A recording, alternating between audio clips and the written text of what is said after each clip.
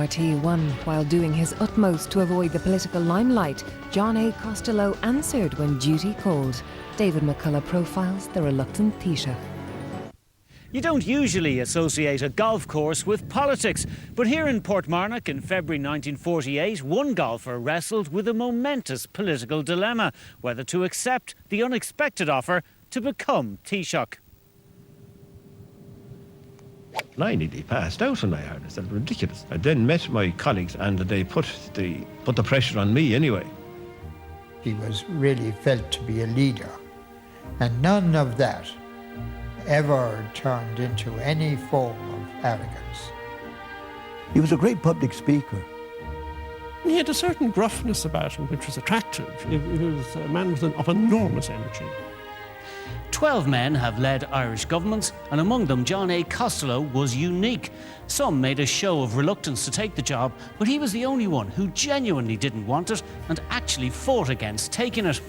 This is the story of John A. Costello, of why he was seen as the only possible head of Ireland's first coalition, and of what he did when he finally overcame his reluctance to become Taoiseach.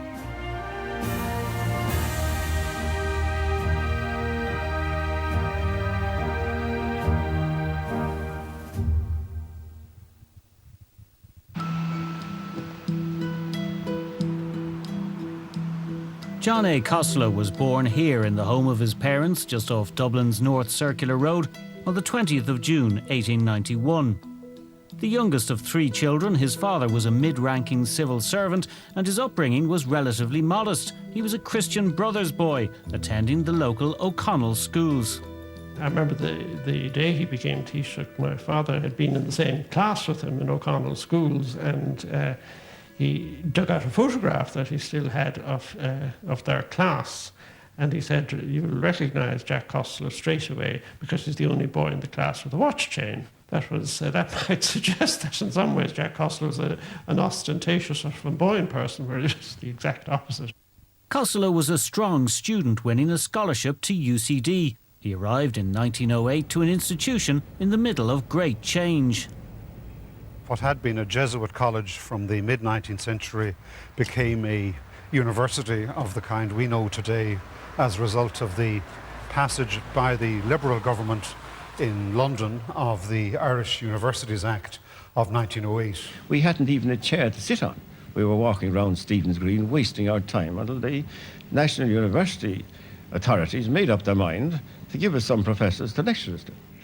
Costello again performed well in his exams, but possibly more important for his future career was the College Debating Society, the Literary and Historical, or L&H. I suppose from Jack Costello's point of view, one of the big advantages was it taught him how to debate, how to speak in public. It did. He said that fluency in public speech was an acquired rather than a natural aptitude. And this is where he learned how to do that. And he certainly worked at it. The L&H made Jack Costello a forceful and effective public speaker. Possibly because of this new skill, he opted for a legal career, coming here to the King's Inns to train as a barrister in 1911. And then, what's this here?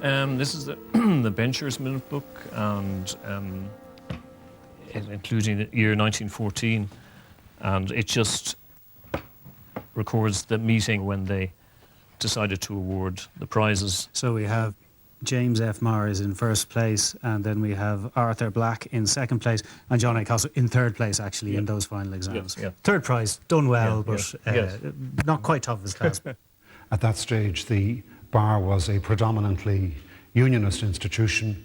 He went to the bar 3 months after the Great War had broken out. A lot, not merely of younger unionist barristers, but also supporters of the Irish Party, would have enlisted and would have been away for the duration of the war, if indeed they returned from the war. With many of his competitors conveniently out of the way, Costello began to build a career, concentrating at first on his father's native county of Clare. And for 7 years I went 6 times a year to Kilrush and Ennis, and I practiced there and built up a practice which was the foundation of his subsequent practice in Dublin. He was very much a courtroom barrister. He loved the courtroom battles. He was the total advocate and wonderful cross-examiner, of course. He was tremendously diligent about making up a case. And he never took on more work than he could do, nor allowed the big important case to interfere with the small one, with the small client. From the client's point of view, he launched himself into it with enormous enthusiasm, and that, when you were with him, was great. When you were against him, it wasn't so comfortable, of course. Yeah. Busy building up his practice, the young barrister had no time for politics, even at Easter 1916. I hadn't the remotest idea what was going on. I regret to say, on the day of the outbreak of the rebellion, I was playing golf.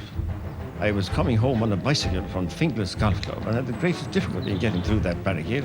And it was only when the gentlemen who were armed there at the time, keeping the barricade, weren't ducking, that I slipped behind them and got home, where I remained for a solid week, incarcerated, not able to go anywhere.